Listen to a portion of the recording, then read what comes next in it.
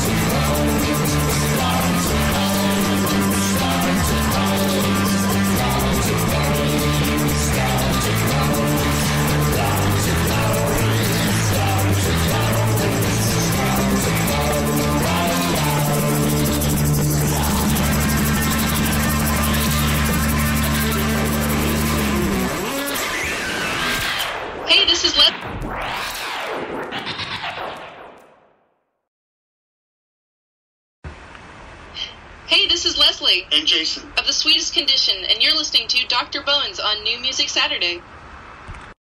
Right on, and welcome to Music Saturday. That was, of course, The Sweetest Condition. They were on the show last week, and welcome back for a second time. Mike, Brother Chia from 1inFive is back to join us for a co-host.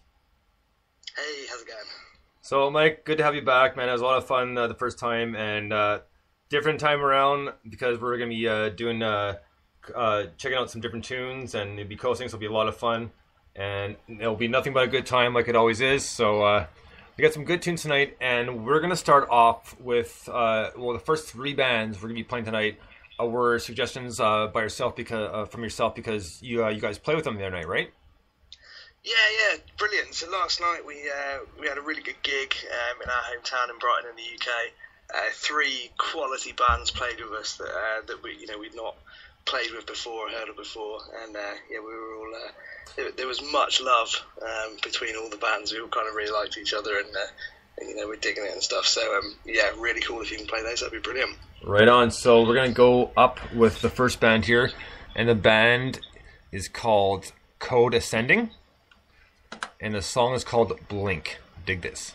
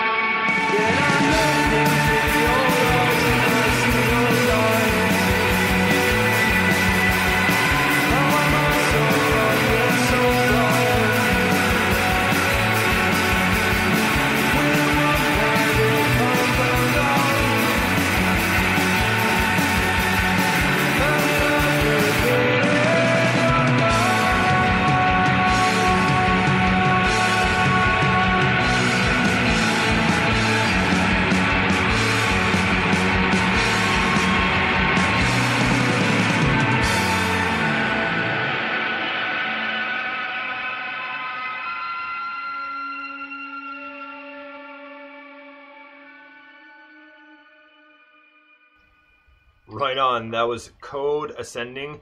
They don't have a Twitter, but they do have a Facebook.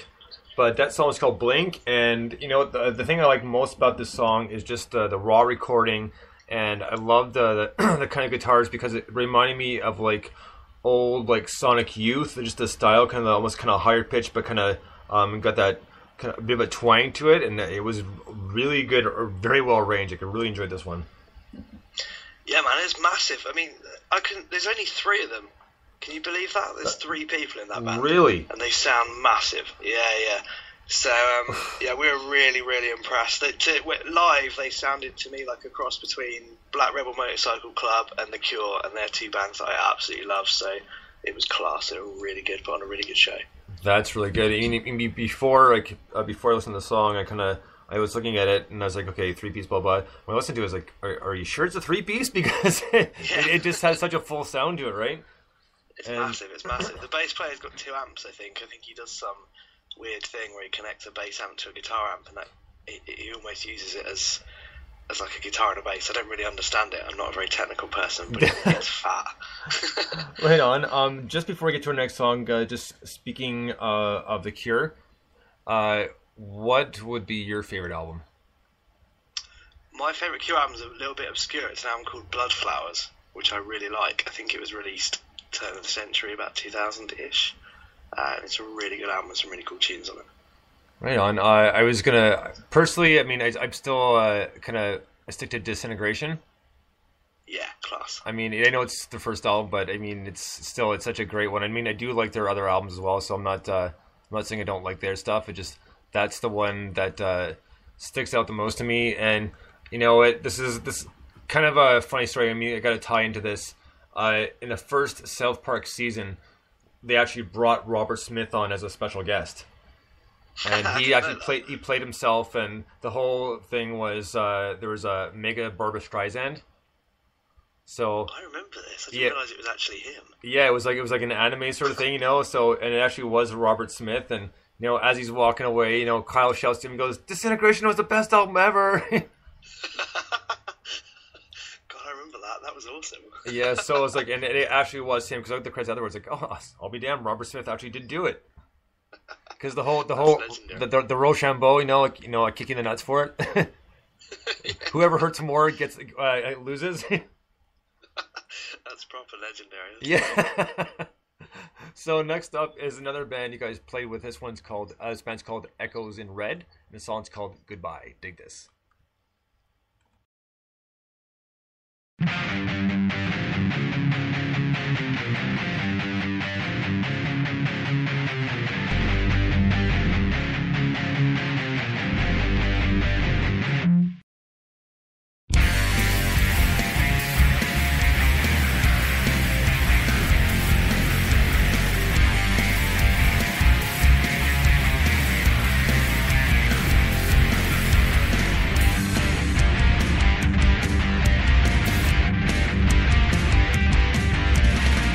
Look into my eyes and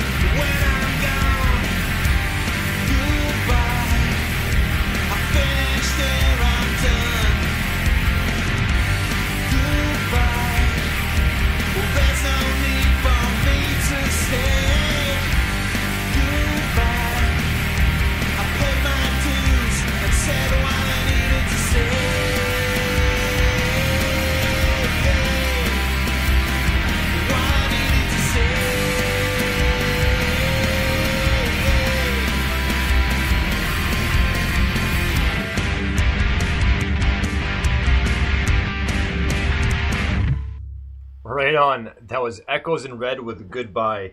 And, you know, it really, the catchy riff and everything really reminds me of, like, early 90s alternative, like, mixed in with a little bit of, late 60s and 70s rock and roll, man. That was a great tune, like, really, really catchy. Yeah, another class band. I mean, I'm not going to lie to you, it was a really good gig last night, like, with Days 2 and the third one that you play in a minute, and obviously us. It was proper cool. Those guys, Echoes in Red, opened up, and they set the benchmark from there, man. It was just quality. Actually, listening back to that recording, I think it sounds quite kind of Foo Fighters-y, and it's got a bit of that in there as well, which is cool. But yeah, they're just proper rock and roll, really. It's quality.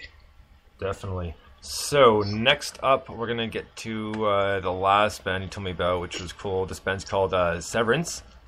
This song's called Life on a Thread, and this is from 2015. Dig this.